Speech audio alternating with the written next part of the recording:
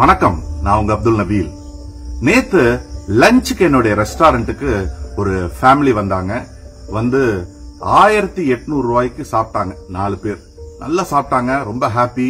சாப்பிட்டு முடிச்சிட்டு எல்லாருக்கும் தீபாவளி அட்வான்ஸ் தீபாவளி வாழ்த்துக்கள்லாம் சொன்னாங்க. 2000 ரூபாய் நோட்டு கொடுத்தாங்க. மீதி 200 ரூபாய் கொண்டு வந்து கொடுத்த போது அதை டிப்ஸா நீங்க வச்சுக்கோங்க தீபாவளிக்குன்னு சொன்னாங்க. எல்லா வெயிட்டர்ஸ் எல்லாம் ரொம்ப ஹாப்பி. பெரிய மனுஷன், பெரிய மனசு. வெளியே வந்த உடனே கார் பார்க்கிங் பக்கத்துல ஒரு வயசான தாத்தா தள்ளு வண்டியில பழக்கடை வச்சிருக்காரு. அங்க போய் பழம் வாங்கினாங்க. 275 ரூபாய்க்கு பழம் வாங்கினாங்க. 275 ரூபால 75 ரூபா குறைச்சு கேக்குறாங்க. பேரம் பண்ணிக்கிட்டு இருக்காங்க. உள்ள 10 நிமிஷத்துல உள்ள 200 ரூபாய் டிப்ஸ் கொடுத்துட்டு வந்த அந்த குடும்பம் வெளியே இந்த 7 வயசான அந்த தாத்தா கிட்ட 275 ரூபா பொருளை வாங்கிட்டு 75 ரூபா குறைச்சு கொடுத்தாதான் நான் வாங்குவேன்னு அவர்கிட்ட வம்புக்கு இழுத்துக்கிட்டு இருந்தாங்க. கடைசி வரைக்கும் ஒரு 200 ரூபாய்க்கு மேல கொடுக்க மாட்டேன்னு சொல்லிட்டாரு. தாத்தா வந்து எவ்வளவோ கெஞ்சி பார்த்தாரு. ஐயா, நான் இப்பதாங்க கடை போட்டிருக்கேன், இன்னும் போனியா ஆவல, எனக்கு அசலே 250 260 ரூபா வரும், நீங்க 200 ரூபாய்க்கு கேக்குறீங்களா? அதெல்லாம் கேட்கறதுக்கு தயாரா இல்ல, கொடுத்தா கொடு, இல்லன்னா ஆளை விடுன்ட்டாங்க. கடைசியில அந்த தாத்தா 200 ரூபாய்க்கு கொடுத்துட்டாரு. 200 ரூபாய்க்கு அந்த பெரிய மனுஷன் வாங்கிட்டும் போயிட்டாரு. எனக்கு இந்த எனக்கு லாஜிக்கே புரியல. நீங்க பெரிய பெரிய கடையில வசதியான வியாபாரிங்க கிட்ட 1 ரூபாய் கூட குறைக்காம கூட டிப்ஸையும் கொடுத்துட்டு வரீங்க. இந்த சின்ன சின்ன கஷ்டப்படுற ஏழை வியாபாரிங்க கிட்ட சண்டை போட்டு ரேட்டை குறைக்கிறீங்க.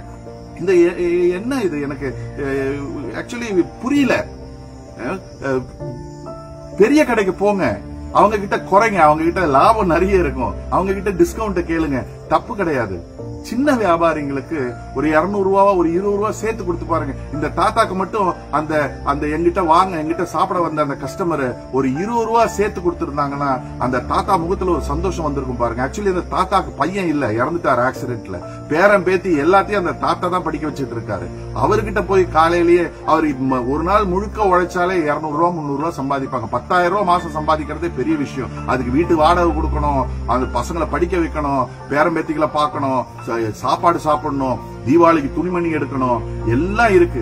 அப்படி இருக்கும் போதும் நீங்க குறைக்கிறீங்க. என்னுடைய பணிவான வேண்டுகோள், சின்ன சின்ன வியாபாரிங்க கிட்ட குறைக்காதீங்க. அவங்களுக்கு நீங்க அதிகமா 10-20 கூட்டி கொடுக்க முடியலனாலும் அவங்க கேட்கிற ரேட்டை கொடுங்க. அவங்க கொஞ்சம் 5-10 சம்பாதிச்சுட்டு போட்டுமேங்க, நம்மளுக்கு என்ன நஷ்டமாயிட போகுது? அவங்க சந்தோஷமா இருந்தா தானா நம்ம சந்தோஷமா இருப்போம்னு சொல்லி நான் முடிச்சுக்கிறேன்.